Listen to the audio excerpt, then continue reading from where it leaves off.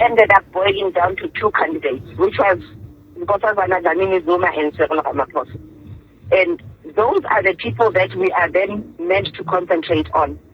If you are to investigate Nkosazana Dlamini-Zuma, you are more than welcome to investigate her. I'm sure she would be very transparent if she did use any money. But as far as we are concerned, there are no bank statements that are attesting to her having paid anybody, as compared to this bank statement, the 118 pages of FNB bank statements that were leaked, that I'm sure you guys have seen, that have names of ministers there, that have names of opposition party MPs there, that have names of other ANC members on them.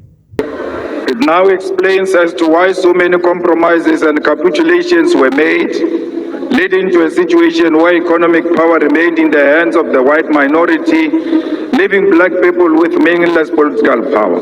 We can today confirm that it was pure infiltration by forces of darkness.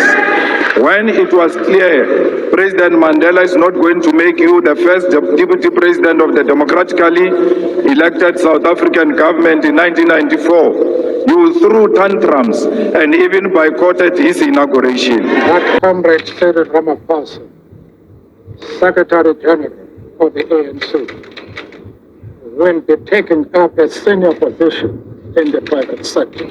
Well, as the President has said, my position in the National Executive Committee and the Secretary General remains unchanged. No doubt these matters are going to be discussed further, and we will have to work out exactly what type of involvement I continue to have in the organization itself as an official of the organization, and also what role and time I also give in the private sector. So that will still be discussed The white capitalist establishment is willing to turn a blind eye to even serious allegations of wrongdoing against you, because through you, they believe that they will perpetuate the exploitation of the oppressed class and reverse the gains of the political freedom attained in 1994. Two questions arise out of this, Comrade Sidney. In the ANC, there's always been a neoliberal faction, which is the dominant faction today. So it's a class battle to push that neoliberal faction inside the African National Congress, because its orientation will always go towards the DA. That is why the murmurings, even during the campaign, was that there's negotiations between the ANC and the DA. People denied this thing and so forth and so forth. And this thing was now coming to fruition.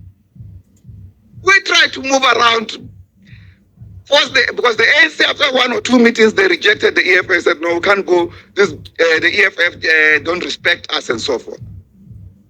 I did not give up.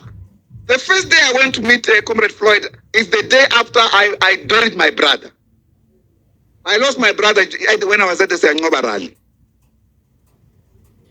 I went to see him. I said, hey man, comrade, you can't continue this way.